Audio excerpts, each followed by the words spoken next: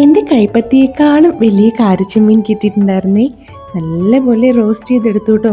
ഞാൻ ഷെല്ലോട് കൂടി തന്നെയാണ് റോസ്റ്റ് ചെയ്തെടുത്തത്. അതുകൊണ്ട് തന്നെ ഒരു സ്പെഷ്യൽ ടേസ്റ്റാണ്. ഇതൊരു സ്പെഷ്യൽ റെസിപ്പിയാണ്. 2-3 സ്റ്റെപ്പായിട്ട് ചെയ്യുന്ന ഈ റെസിപ്പി അടിപൊളിയാണ്. നിങ്ങൾക്ക് എന്തായാലും ഇഷ്ടപ്പെടും.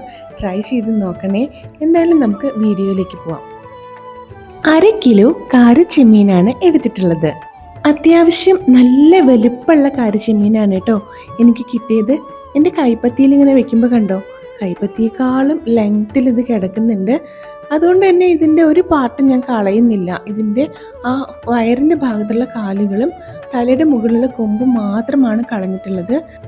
പിന്നെ തലയുടെ ഉള്ളിലുള്ള വേസ്റ്റും അതിൻ്റെ പുറം ഭാഗത്തുള്ള വേസ്റ്റില്ലേ, അത് ഇതുപോലെ കട്ട് ചെയ്തെടുത്ത് കളഞ്ഞിട്ടുണ്ട്. അങ്ങനെ ക്ലീൻ ചെയ്തെടുത്ത കാരിച്ചെമ്മീനാണ്. ഇങ്ങനെ തൊണ്ടോട് കൂടി ഉണ്ടാക്കുമ്പോൾ ഒരു പ്രത്യേക ടേസ്റ്റാണ് കേട്ടോ. ഇനി ആദ്യത്തെ സ്റ്റെപ്പിനായിട്ട് ഒരു ബേസിനിലേക്ക് 2 ടീസ്പൂണോളം കാശ്മീരി ചില്ലി പൗഡർ, 1 ടീസ്പൂണോളം മഞ്ഞൾപ്പൊടി, 1 ടീസ്പൂണോളം കുരുമുളക് പൊടി, 1 ടീസ്പൂണോളം ഗരം മസാല, പാകത്തിന് ഉപ്പ്, വെള്ളം ഇവയൊക്കെ ചേർത്ത് കുഴച്ചെടുക്കണം. ഇതിൻ്റെയൊക്കെ അളവ് ഞാൻ ഡിസ്ക്രിപ്ഷൻ ബോക്സിൽ കൃത്യമായിട്ട് കൊടുക്കുന്നുണ്ട് കേട്ടോ. ഇങ്ങനെ വെള്ളം ചേർത്തിട്ട് ഒന്ന് മിക്സ് ചെയ്യുമ്പോൾ നല്ലപോലെ മസാല എല്ലാ ഭാഗത്തേക്കും ഒരുപോലെ ആയി കിട്ടും. മാത്രമല്ല മീനിൽ തേച്ച് പിടിപ്പിക്കാനും സുഖമാണ്. ഫിഷൊക്കെ ഫ്രൈ ചെയ്യുന്ന സമയത്ത് നമ്മൾ ഡയറക്റ്റ് പൊടിയിലിട്ട് മിക്സ് ചെയ്യുന്നതിനേക്കാളും ഇങ്ങനെ ചെയ്യുകയാണെങ്കിൽ കുറച്ചുകൂടി നല്ലതായിട്ട് തോന്നിയിട്ടുണ്ട്. അങ്ങനെ ഇതാ ഇവിടെ ഞാൻ കാരിച്ചെമ്മീൻ നല്ലപോലെ മസാലയിൽ മിക്സ് ചെയ്തെടുത്തിട്ടുണ്ട് കേട്ടോ. ഇനി നമുക്കിത് കുറച്ച് നേരം റെസ്റ്റ് ചെയ്യാൻ വെക്കാം. ഒരു അരമണിക്കൂർ വെച്ച ശേഷം ഞാനിതൊന്ന് വേവിച്ചെടുക്കുകയാണ് കേട്ടോ. വേവിക്കാനായിട്ട് ഞാനൊരു ചട്ടിയിലേക്ക് ഈ ഓരോ കാരിച്ചെമ്മീനെയും മാറ്റി മസാല മിക്സ് ചെയ്ത ആ ബേസനിലേക്ക് കുറച്ച് വെള്ളം ഒഴിച്ച് അതുകൂടി കലക്കിയെടുത്ത് ഒഴിച്ചു.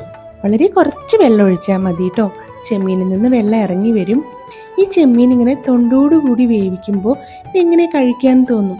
അതെങ്ങനെയാന്ന് വെച്ചാൽ ക്രാബൊക്കെ കഴിക്കില്ലേ, അതേപോലെ തന്നെ തലയൊക്കെ ചേർക്കുന്നതുകൊണ്ട് തന്നെ ഭയങ്കര ഫ്ലേവറാണ് കേട്ടോ ഇതുണ്ടാക്കി കഴിഞ്ഞാൽ. ഇനി ഇതേ സമയം നമുക്കൊരു പാനിൽ കുറച്ച് എണ്ണ ഒഴിച്ചിട്ട് ചെറിയുള്ളി, വെളുത്തുള്ളി, ഇഞ്ചി ഇത്രയും കാര്യങ്ങൾ നന്നായിട്ട് വഴറ്റിയെടുക്കണം. ഇതിൻ്റെയൊക്കെ അളവ് ഞാൻ ഡിസ്ക്രിപ്ഷൻ ബോക്സിൽ കൊടുത്തിട്ടുണ്ട്, നോക്കാൻ മറക്കണ്ട. ഉള്ളി ഒന്ന് വാടിയ ശേഷം തക്കാളി ചേർക്കുക, പിന്നെ പാകത്തിന് ഉപ്പ് ചേർക്കുക. ഇതെല്ലാം ചേർത്ത് നല്ലപോലെ ഇളക്കുക. ഉപ്പൊക്കെ ചേർക്കുമ്പോൾ ഒരു മിനിമം ലെവലിൽ ചേർത്താൽ മതി കേട്ടോ. ഏതാണ്ട് ഈ പരുവാകുമ്പോൾ നമുക്ക് തീ ഓഫാക്കാം കേട്ടോ. ഇനി തണുത്ത ശേഷം അരച്ചെടുക്കാം. ചെമ്മീൻ ഇവിടെ നല്ലപോലെ വെന്ത് വന്നിട്ടുണ്ട്. വെള്ളം കുറച്ചുകൂടി വറ്റാനുണ്ട്. ഇതാ ഈ പരുവാകുമ്പോൾ നമുക്ക് തീ ഓഫാക്കാം. കുറച്ച് സ്റ്റോക്ക് വാട്ടർ ഇരുന്നോട്ടെ, നമുക്ക് ആവശ്യമുണ്ട് കേട്ടോ. ഇനി ഒരു പാൻ എടുത്ത് അതിൽ കുറച്ച് കോക്കനട്ട് ഓയിൽ ഒഴിച്ച ശേഷം ഓരോ ചെമ്മീനായിട്ട് നിരത്തി വെച്ച് ഫ്രൈ ചെയ്തെടുക്കുക. ചെമ്മീൻ ഇങ്ങനെ ഫ്രൈ ചെയ്യുമ്പോൾ ഒരു സ്പെഷ്യൽ ഫ്ലേവറാണ്. ആ ഫ്ലേവർ നമ്മുടെ റോസ്റ്റിന് കിട്ടാൻ വേണ്ടിയിട്ടാണ് ഈ ഒരു സ്റ്റെപ്പ്. ഏത് പാനിലാണോ നമ്മൾ റോസ്റ്റ് ഉണ്ടാക്കുന്നത് അതേ പാനിൽ വെച്ചിട്ട് തന്നെ ഫ്രൈ ചെയ്യാനായിട്ട് നോക്കണം കേട്ടോ. ജസ്റ്റ് ഒന്ന് ഫ്രൈ ചെയ്താൽ മതി, വല്ലാതെ ഇട്ടിട്ട് കരിച്ചെടുക്കണ്ട കേട്ടോ. ഇനി അതേ പാനിലേക്ക് തന്നെ കുറച്ച് വെളിച്ചെണ്ണ കൂടി ഒഴിച്ചിട്ട് ഒരു സവാള നല്ലപോലെ വഴറ്റിയെടുക്കണം. സവാള വഴറ്റി വന്നാൽ അതിലേക്ക് ജിഞ്ചർ ഗാർലിക് പേസ്റ്റ് ചേർക്കണം. അത് മൂത്ത് വരുമ്പോൾ ഒരു 1/2 ടീസ്പൂണോളം മഞ്ഞൾപ്പൊടിയും 1 ടീസ്പൂൺ കാശ്മീരി ചില്ലി പൗഡറും ചേർക്കണം കേട്ടോ. ആ ക്ലിപ്പ് മിസ്സായി പോയിട്ടോ, അതാണ് കാണിക്കാതിരുന്നത്. ഇനി അതിലേക്ക് തക്കാളി കൂടി ചേർത്തിട്ട് നല്ലപോലെ ഇളക്കി കൊടുക്കുക. തക്കാളിയൊക്കെ നല്ല സോഫ്റ്റ് ആയിട്ട് വരണേ. ഈ ടൈമിൽ നമ്മൾ ചെമ്മീൻ വേവിച്ച് ചട്ടി എടുത്തിട്ട് അതിൽ കുറച്ച് വെള്ളം കൂടി ഒഴിച്ച് ചുറ്റിച്ചെടുത്ത ശേഷം ആ ഒരു കൂട്ടിലേക്ക് ചേർത്ത് മിക്സ് ചെയ്യാം. കണ്ടോ, അപ്പോൾ കുറച്ചുകൂടി ഇങ്ങനെ കുഴമ്പ് പരുവത്തിൽ ഗ്രേവി ആവാൻ തുടങ്ങിയിട്ടുണ്ട്. ഇനി ഇതിലേക്ക് ചേർക്കേണ്ടത് നേരത്തെ വഴറ്റി വെച്ച ഉള്ളിയുടെ ഒരു മിക്സ് ഇല്ലേ, അത് അരച്ച പേസ്റ്റാണ്. മാത്രമല്ല മിക്സിയുടെ ജാറിൽ കുറച്ച് വെള്ളമാക്കിയിട്ട് അതുകൂടി ചേർത്ത് കൊടുക്കാം. നല്ലപോലെ ഇളക്കി യോജിപ്പിക്കുക. ഗ്രേവി വല്ലാതെ ടൈറ്റായി തോന്നുകയാണെങ്കിൽ കുറച്ചുകൂടി വെള്ളം ചേർത്ത് ഇളക്കാം കേട്ടോ. ഈ ഒരു പരുവത്തിൽ നമ്മൾ നേരത്തെ ഫ്രൈ ചെയ്ത് വെച്ച ചെമ്മീൻ ഓരോന്നോരോന്നായിട്ട് ചേർക്കാം കേട്ടോ. എന്നിട്ട് നല്ലപോലെ ഇളക്കി കൊടുക്കുക. ഗ്രേവി എല്ലാ ഭാഗത്തേക്കും എത്തുന്ന പോലെ ഇളക്കണേ. കാരച്ചെമ്മീൻ പലതരത്തിലും ഉണ്ടാക്കാറുണ്ട്. പക്ഷേ ഈ ഒരു മെത്തേഡിൽ ഉണ്ടാക്കുമ്പോൾ ഒരു സ്പെഷ്യൽ ടേസ്റ്റാണ്. അതിന് മെയിൻ റീസൺ ആ തൊണ്ടോട് കൂടിയിട്ട് വേവിക്കുന്നത് തന്നെയാണ്. പിന്നെ ഇത് 2-3 സ്റ്റെപ്പിൽ കുക്ക് ചെയ്യുന്നതുകൊണ്ട് തന്നെ അകമൊക്കെ നല്ലപോലെ വെന്തിട്ടുണ്ടാവും. ഞണ്ടൊക്കെ കഴിക്കുന്ന പോലെ ആ തൊണ്ടിൽ നിന്ന് അടർത്തി എടുത്തിട്ട് വേണം കഴിക്കാൻ. മാത്രമല്ല അടർത്തി എടുത്ത ശേഷം ഇത് ആ ഗ്രേവിയിലൊന്ന് മുക്കി കഴിക്കണം. അതുകൊണ്ട് തന്നെ ഇതുപോലൊരു പുരണ്ടിരിക്കുന്ന ഗ്രേവി എന്തായാലും വേണം കേട്ടോ. വല്ലാതെ ഇങ്ങനെ ഒഴുകുന്ന പോലത്തെ ഗ്രേവി വേണ്ട, ഇതുപോലത്തെ ഗ്രേവി മതി.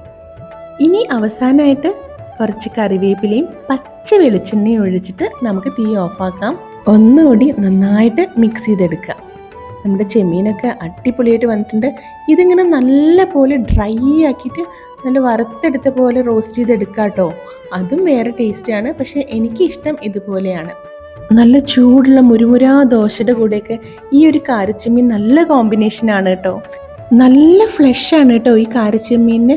അത്യാവശ്യം കോസ്റ്റ്ലിയാണ് ഇത്. പക്ഷേ നമുക്ക് പൈസ കൊടുത്താലും അത്യാവശ്യം കഴിക്കാനുള്ളതൊക്കെ ഉണ്ട് കേട്ടോ ഇതിൽ. കണ്ടോ, തൊണ്ടിൽ നിന്ന് ഇങ്ങനെ ആ ഫ്ലഷ് അടർത്തി എടുത്ത ശേഷം നമ്മൾ ആ മസാലയിലൊന്ന് നല്ല പോലെ ഇങ്ങനെ കോട്ട് ചെയ്തെടുക്കണം.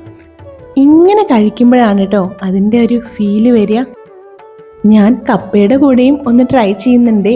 ഏതാ ബെസ്റ്റ് എന്ന് പറയാൻ കഴിയില്ല. ഞാനാണെങ്കിൽ കപ്പയുടെ കൂടെ കഴിക്കാൻ നല്ലൊരു ഉള്ളിച്ചമ്മന്തിയൊക്കെ ഉണ്ടാക്കിയിട്ടുണ്ടായിരുന്നു. അതുകൂടി ചേർത്ത് കഴിച്ചപ്പോൾ ഉണ്ടല്ലോ, എന്താ പറയാൻ വാക്കുകളില്ല, അത്രയും ടേസ്റ്റാണ്. കാരച്ചെമ്മീനിൽ മാത്രമല്ല കേട്ടോ, നോർമൽ ചെമ്മീനിലും നമുക്കിത് ചെയ്യാം. പക്ഷേ ചെറിയ ചെമ്മീനാണെങ്കിൽ തൊണ്ട് കളഞ്ഞിട്ട് ഇങ്ങനെ ചെയ്യുന്നതായിരിക്കും നല്ലത്. അത്യാവശ്യം വലിപ്പമുള്ള ഇതുപോലത്തെ ചെമ്മീനൊക്കെ കിട്ടുമ്പോൾ ഇങ്ങനെ തൊണ്ടോടുകൂടി ഉണ്ടാക്കി നോക്കൂ കേട്ടോ. അല്ലെങ്കിൽ എന്താ സംഭവിക്കാന്നറിയോ, ചെറിയ ചെമ്മീൻ്റെയൊക്കെ തൊണ്ട് ഇങ്ങനെ ഇളകി വന്നിട്ട് ആ ഗ്രേവിയിൽ കിടക്കും. അപ്പോൾ അത് കഴിക്കുമ്പോൾ ഒരു ബുദ്ധിമുട്ടാവും. ഇതാവുമ്പോൾ ഇളകി വരില്ല തൊണ്ട്, അത് ഷുവറാണ്. അതുകൊണ്ട് അങ്ങനെ കിടന്നോളും. നമുക്ക് ഞണ്ടൊക്കെ കഴിക്കുന്ന പോലെ എളുപ്പത്തിൽ കഴിച്ചെടുക്കും ചെയ്യാം. അപ്പോൾ ഇന്നത്തെ കാരച്ചെമ്മീൻ്റെ വീഡിയോ എല്ലാവർക്കും ഇഷ്ടമായോ? കിട്ടുകയാണെങ്കിൽ ട്രൈ ചെയ്ത് നോക്കൂ കേട്ടോ.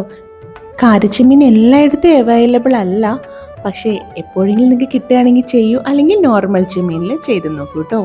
ഇതുപോലത്തെ നല്ല നല്ല റെസിപ്പീസ് എൻ്റെ ചാനലിലുണ്ട്, കയറി കണ്ടു നോക്കണേ.